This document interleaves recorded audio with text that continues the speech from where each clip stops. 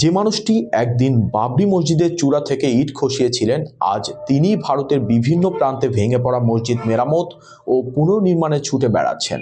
বাবরি মসজিদ ধ্বংসে অংশ নেওয়ার প্রায়শ্চিত্ত হিসেবে অন্তত 100টি মসজিদ নতুন করে নির্মাণ ও সংস্কার করার পণ করেছেন বলবীর সিংহ থেকে রূপান্তরিত হওয়া মোহাম্মদ আমির। বিস্তারিত থাকছে রিপোর্টে। 1992 সালের 6 ডিসেম্বর ভারতের উত্তরপ্রদেশের অযোধ্যায় ঐতিহাসিক বাবরি মসজিদে হামলা চালিয়ে সেটি ধ্বংস করে বিশ্ব হিন্দু পরিষদ, ভারতীয় জনতা পার্টি ও শিবসেনার সমর্থকরা। ওই ঘটনার জেরে সারা ভারতে ছড়িয়ে পড়ে ভয়াবহ সাম্প্রদায়িক দাঙ্গা। এতে প্রাণ হারান 2000-এরও বেশি মানুষ। বাবরি মসজিদ ভাঙার সময় প্রথম আঘাতকারী ব্যক্তি হিসেবে পরিচিত ছিলেন শিবসেনার তৎকালীন সক্রিয় কর্মী বলবীর সিং।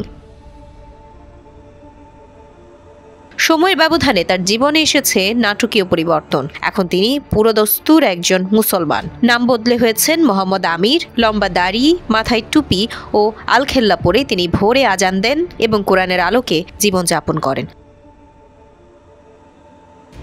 বলবীর সিং এর জীবনে এই রূপান্তর শুরু হয় বাবরি মসজিদ ভাঙার পর। বাড়ি থেকে বিতাড়িত হন, স্ত্রীও থাকেননি পাশে। একসময় ভবঘুরের মতো জীবন কাটাতে হয়েছিল তাকে।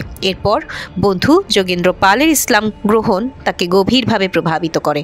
সোনেপতে মৌলানা কলিম সিদ্দিকের কাছে গিয়ে তিনি ইসলাম গ্রহণ করেন এবং হন মোহাম্মদ আমির। নিজের ভুল বুঝতে পেরেছেন আর নিয়েছেন 100 মসজিদ নির্মাণের টার্গেট।